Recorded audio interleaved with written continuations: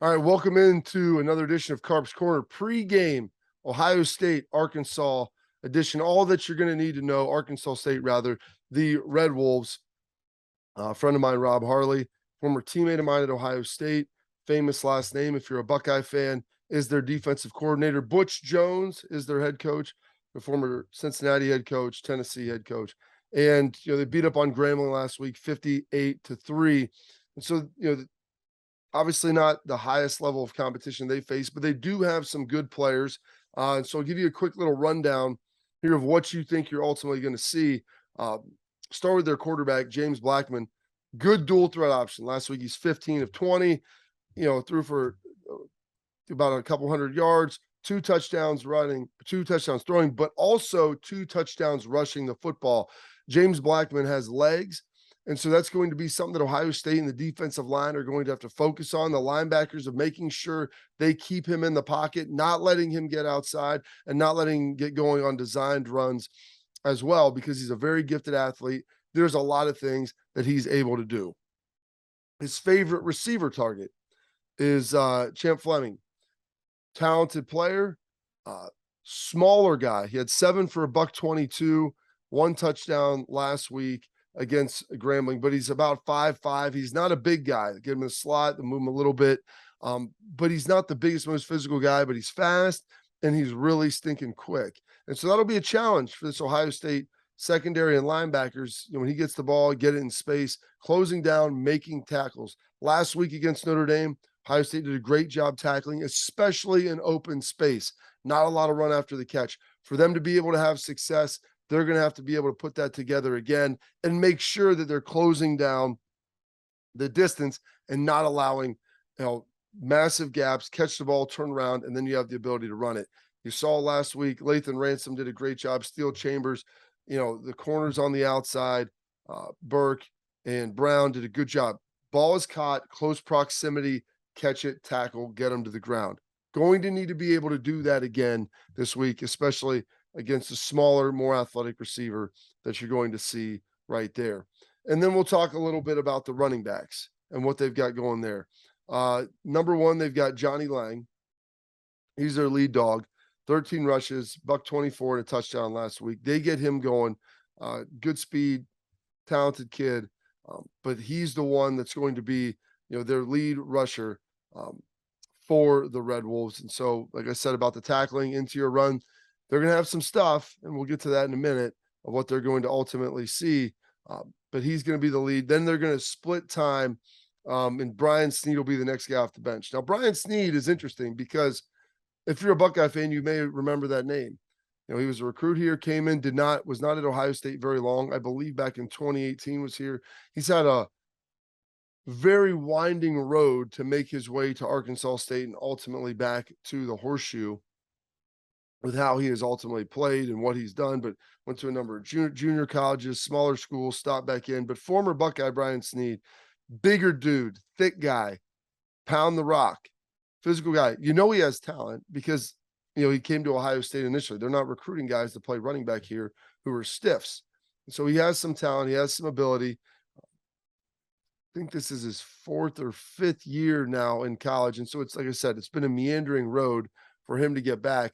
He had 12 rushes, 57 yards, and a touchdown.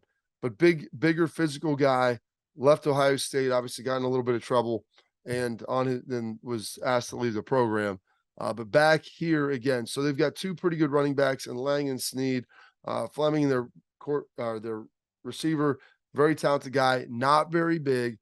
And then James Blackman, their quarterback, a real dual threat option, accounting for 4 touchdowns last week, 2 with his arm, 2 with his legs. And so as you look at this on the defensive side of the ball, Arkansas State knows that they're going to be a little outmatched. There's going to be a lot of stuff there. They're going to be running trick plays. There's going to be stuff all over the place. And so formations that are unique, like I said, trick plays. This is a game, especially in the back end with the linebackers and defensive backs, it's a cross your T and dot your I type of game. Good eye control. Make sure that you're locked in and understanding that you're going to be seeing some things. And this is the reality. Arkansas State played Grambling last week. They didn't have to show anything. They've been probably preparing for this game all summer. Conversely, Ohio State, Not that they dumped the playbook. They played Notre Dame in a tightly contested game. They put a lot out there, on both sides of the ball. They had to execute. But they were in a game you're trying to win against a top 5 opponent at night, the premier game in the nation. So big difference of expectations of what one team did last week versus what another team did. And so just be mindful of that, understand it. The players have to understand it. They do, the coaches do, and they've got to be locked in. And so on the offensive side of the ball, Arkansas State, they're going to bring some pressure. They're going to heat it up. They're going to try, to move around because they know they can't go toe to toe with the Buckeyes. Their defensive coordinator, Rob Harley, is, a friend of mine, great grandnephew, I believe, of Chick Harley. I believe that's the relation there. But Rob played here, understands it, knows about the gravity of the moment, and he's going to go out here and try to get to Stroud, try to confuse some things, move around, because they can't stand there and play toe-to-toe against this Ohio State offense, and they know it. And so some blitzing, some things moving around, not just stationary defense. And so that's going to be a little bit different than what they saw. Notre Dame brought some pressure last week, but they'd also play a decent amount of base. And so then that'll open up my 3 keys to the game. Number 1, it's crazy to say this when you complete 70% of your passes, but I feel like there's a little bit of accuracy issues with CJ yesterday. So clean up the passing, or last week, clean up the passing attack. Okay. That there were drops. Well, not on CJ, there were drops. Some guys had the ball hit their hands, and not that they weren't tough catches, but you look, Emeka had a chance to catch a nice one that would have probably ran out the back door for a touchdown.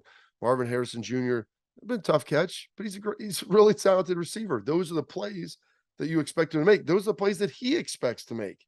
Brian Hartline expects his guys to make those. So cleaning up the pass game, and cleaning up is a relative term when you're that good. But I know Ryan is going to want to see them be more crisp, making sure that they catch. And these guys, they should have some space and be able to get separation, some catch and run opportunities, probably take some shots over the top. And then also, I have a tendency to think we're going to see Kyle McCord today. I want to see what he's going to look like. Very highly recruited kid. Excited to have him here. And CJ Stroud will be gone, most likely after this season. And it'll either be, Devin Brown or Kyle McCord. Kyle McCord is the backup.